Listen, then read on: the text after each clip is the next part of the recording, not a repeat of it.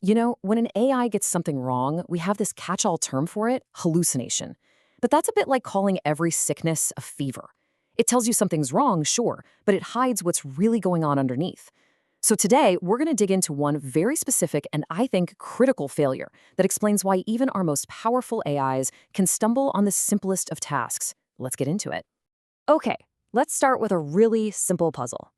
Imagine you tell an AI, Tom Smith's wife is Mary Stone. And then you ask, who is Mary Stone's husband? The answer should be totally obvious, right? I mean, all the pieces of the puzzle are right there in that first sentence. And yet, this is what you often get. This is a surprisingly common failure. The model clearly has the names, it has the relationship, but when you just flip the question around, it completely fails to make the connection. So what is really going on under the hood here? Well, this little glitch has a name. It's called the reversal curse.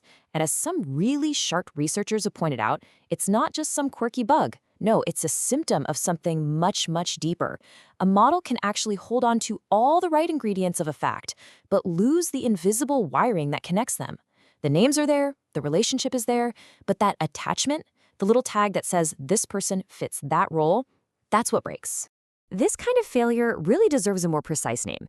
It's not a hallucination in the classic sense, where the model just invents things out of thin air. It's way more subtle, and honestly, in a lot of ways, it's more frustrating. We need a better mental model to understand it. And a great one to use is the binding gap.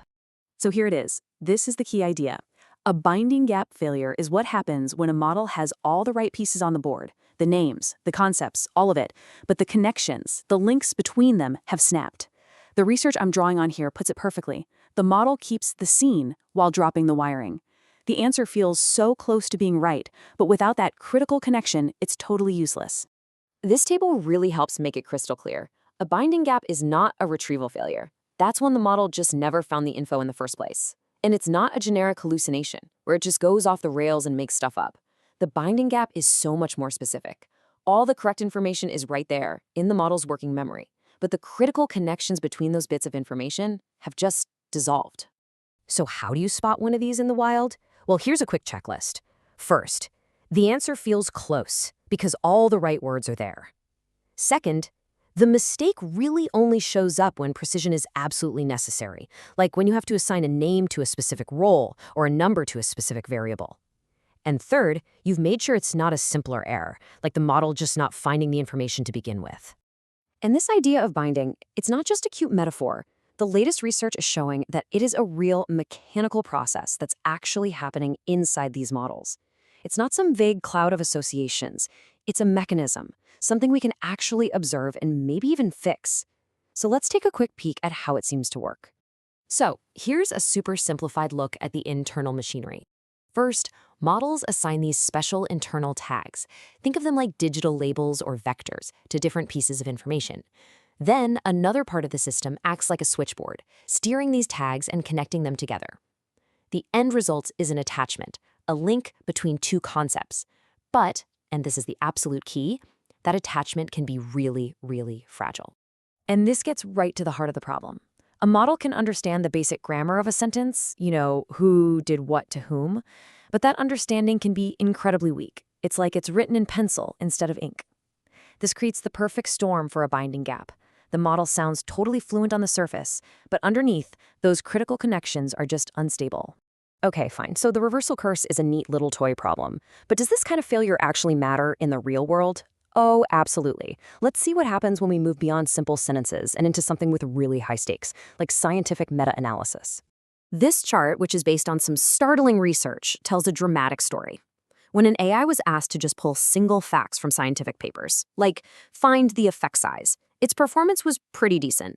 But when it was asked to bind multiple pieces of info together, linking a specific research method to its variables and its effect size, the performance completely collapsed. We're talking near zero. Now, let's really let that sink in. The model isn't failing because it can't find the information. It finds the right numbers, the right variables, the right methods, all the pieces are there. The catastrophic failure happens when it has to reliably keep them attached to one another. And in a research setting, an effect size that's been assigned to the wrong variable isn't just almost right, it's dangerously completely wrong. But here's the good news. Naming a problem this clearly gives us a huge advantage. Instead of just vaguely trying to make AIs smarter, we now have a specific, tangible target for improvement. Recognizing the binding gap gives us a whole new agenda for building AI systems we can actually trust. So, here's what that new agenda looks like. In evaluation, we need to stop just testing for fluency and start testing for precise attachment. For architecture, the goal has to be building models that are specifically designed to protect these fragile connections. And for the user interfaces we build, we need tools that make these pairings explicit, instead of just hoping the model figures it all out from a messy block of text. This all leads to a kind of wager, a really clear, testable hypothesis. If the binding gap theory is right, then tasks that demand a lot of precise connections should consistently fail before tasks that only need broad topical knowledge. For instance, correctly attributing a quote to its source should be way harder for a model than just giving a generic summary. If we keep seeing that pattern, we know we're on the right track. So we're left with a pretty fundamental question.